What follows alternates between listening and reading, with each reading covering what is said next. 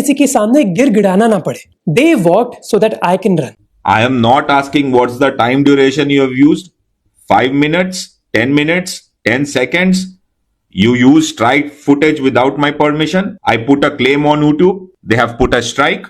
Copyright strike. क्या media भी अब यूट्यूबर से डरने लगी है या फिर सच में फेक न्यूज के खिलाफ एक जरूरी लीगल कदम उठाया गया है? ये सवाल तब उठने लगे जब एशियन न्यूज इंटरनेशनल, जिसे हम सब ANI के नाम से जानते हैं, ने यूट्यूबर मोहक मंगल के खिलाफ दिल्ली हाई कोर्ट का दरवाजा खटखटाया। ANI ने डिफेमेशन सूट फाइल किया है मोहक के खिलाफ, जिसमें उन्होंने कहा कि मोहक के वीडियो में ANI के बारे में जो कुछ भी बोला गया है वो झूठ और बदनाम करने वाला है। इस मुद्दे ने सोशल मीडिया से लेकर लीगल सर्कल्स तक सब जगह एक नई डिस्कशन छेड़ दी है। Freedom of speech versus reputation, copyright versus commentary और पावर्स वर्सेस पब्लिक वॉइस। अब पहले थोड़ा बैकग्राउंड समझ लेते हैं। 25 मई को मोहक मंगल ने एक वीडियो रिलीज किया अपने YouTube चैनल पर, जिसमें उन्होंने ANI पर कुछ काफी सीरियस आरोप लगाए, ब्लैकमेल और एक्सटॉर्शन जैसे। मोहक का कहना है कि उन्होंने कुछ ANI के कॉपीराइटेड वीडियोस क्लिप अपने कंटेंट में यूज किए थे, जो प्राइमरीली न्यूज रिपोर्टिंग के लिए थे। उसके बाद ANI ने उन पे कॉपीराइट स्ट्राइक्स लगाई।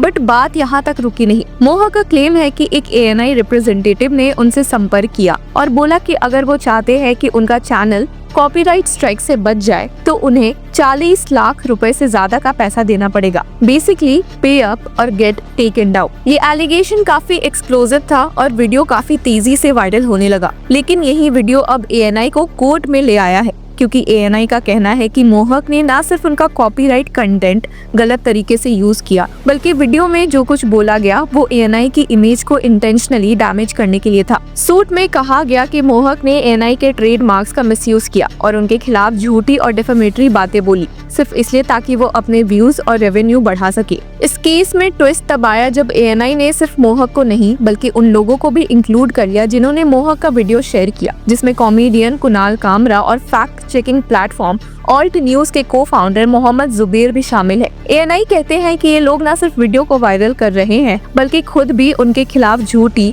और बेसलेस बातें सोशल मीडिया पर लिख रहे हैं। सूट में कहा गया है कि in addition to widely sharing the impugned video, these defendants have independently published further false, baseless and malicious statements targeting the plaintiff and its founders। अब ये सिर्फ एक यूट्यूबर वर्सेस मीडिया हाउस का इशू नहीं रहा, ये एक ऐसी लीगल बैटल बन चुकी है जिसमें freedom of expression, digital journalism और कॉपीराइट के राइट्स सब कोलाइड कर रहे हैं।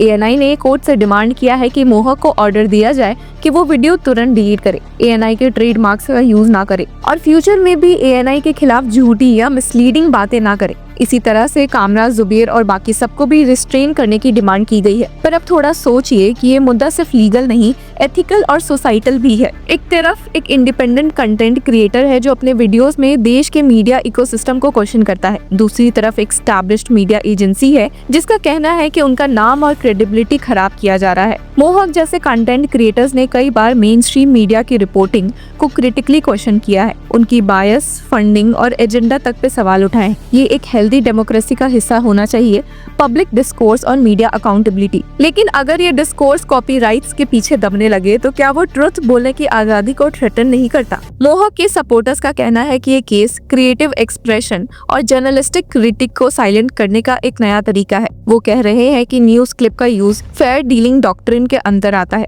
स्पेशली जब वो क्लिप्स किसी इशू का एनालिसिस या कमेंट्री देने के लिए यूज किया जा रहा हो। मोहक का कहना है कि वो तो पब्लिक इंटरेस्ट में बात कर रहे थे और अगर ये वीडियो हटा दिया गया या बैन कर दिया गया तो वो एक चिलिंग इफेक्ट क्रिएट करेगा जहां लोग बड़े प्लेयर्स को क्वेश्चन करने से डरे। लेकिन दूसरी तरफ ANI का वर्जन भी इग्नोर नहीं किया जा सकता। अगर कोई उनके प्रोप्राइटरी कंटेंट का मिसयूज करे, उनके ट्रेडमार्क्स के साथ गलत इंफॉर्मेशन स्प्रेड करे तो उनके पास लीगल प्रोटेक्शन लेने का पूरा अधिकार है। ANI का कहना है कि मोहक ने उनकी वीडियो क्लिप से अपना रेवेन्यू जनरेट किया और उसके बाद उनको ही पब्लिकली डिफेम किया। कोर्ट में ANI ने ये प्रूव करने की कोशिश करेगा कि मोहक ने इंटेंशनल हार्म पहुंचाया उनकी रेपुटेशन को, जो डिफेमेशन के केस में एक कोर इंग्रेडिएंट होता है। इस केस का एक और इंटरेस्टिंग एस्पेक्ट है सोशल मीडिया की रोल। कुणाल कामरा और मोहम्मद जुबैर जैसे लोग जिन्होंने सिर्फ एक वीडियो शेयर किया, उन पे भी लीगल एक्शन लेना क्या जस्टिफाइड है? यहाँ एक लार्जर डिबेट खड़ी होती है, क्या किसी कंटेंट को शेयर करना बिना उसके क्रिएटर होने के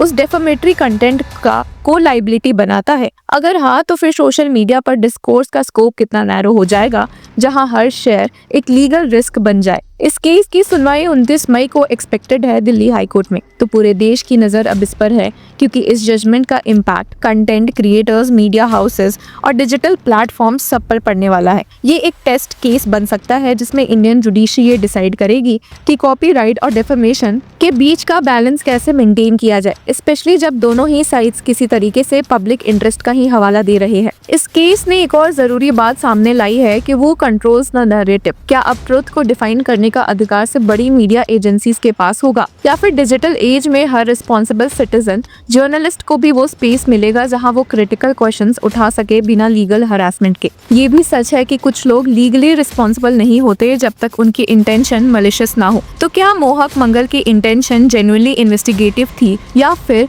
क्लिकबेट और कंट्रोवर्सी जनरेट करना? ये तो कोर्ट में ही डिसाइड होगा। लेकिन एक चीज क्लियर है, इंडियन इंटरनेट स्पेस अब एक नई स्टेज में एंटर कर रहा है, जहां इंडिपेंडेंट वॉइसेस और इंस्टीट्यूशनल पावर के बीच का टसल कोर्ट रूम में तक पहुंच गया है। क्या ये सिर्फ एक कॉपीराइट डिस्प्यूट है, या एक मीडिया वर्सेस न्यू मीडिया का टकराव है? क्या ये लीगल इंटिमिडेशन है, या जस्टिफाइड प्रोटेक्शन ऑफ रेपुटेशन? ये सब सवाल अब एक सेंट्रल स्पॉटलाइट में है, जिसका जवाब मिलना सिर्फ मोहक मंगल के फ्यूचर के लिए नहीं, बल्कि हर डिजिटल क्रिएटर, कॉमेडियन, सटायरिस्ट और जर्नलिस्ट के लिए भी जरूरी है। और आप सोचिए, कल अगर आपने किसी controversial but fact based video को सिर्फ शेयर किया और इस वीडियो में किसी बड़े प्लेयर का नाम आ गया, क्या आप भी कोर्ट तक खींच लिए जाएंगे? ये केस बस मोहक का नहीं, बल्कि एक वाइडर प्रेसिडेंट सेट करेगा, जहां content sharing, fair use, critic और कॉपीराइट की बाउंड्रीज डिफाइन होंगी। तो कोर्ट में क्या होता है उस पे सबकी नजर होगी। तब तक ये डिस्कशन एक वेकअप कॉल है, ना सिर्फ क्रिएटर्स के लिए बल्कि व्यूअर्स के लिए भी। जो देखा जा रहा है वो सच है या नैरेटिव, जो बोला जा रहा है वो एनालिसिस है या अटैक, और सबसे इम्पोर्टेंट, जिसमें आप बिलीव कर रहे हो उसका सोर्स क्या है। जब तक कि कोर्ट का फैसला नहीं देता, ये केस एक आईने की तरह रहेगा, जिसमें हम अपने डिजिटल राइट्स, लीगल फ्रेमवर्क्स और मीडिया एथिक्स सब देख रहे हैं। ANI वर्सेस मोहक मंगल, ये सिर्फ एक लॉसूट नहीं, एक जमाने का कॉन्फ्लिक्ट है,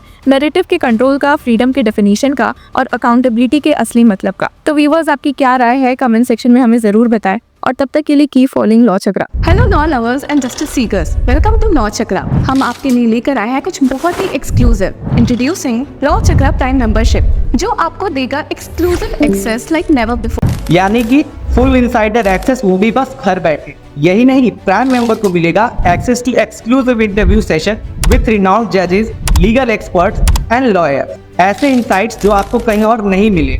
इसी के साथ अगर आप कभी सोचे कि हम कैसे लेकर आते हैं आपके लिए ये लीगल अपडेट्स, तो इसके लिए भी प्राइम मेंबर्स के लिए है हमारे पास एक special sneak peek behind the scenes of law chakra. Brainstorming session से लेकर ब्लूपर्स तक सब कुछ। In short, more content, more update and more analysis. Political legal controversies हो या इन डेप्थ लीगल सेशंस, सब कुछ आपको मिलेगा एट वेरी मिनिमल प्राइस। बनिए लॉ चक्र की प्राइम मेंबर और अनलॉक कीजिए full potential of legal knowledge. अभी ज्वाइन कीजिए।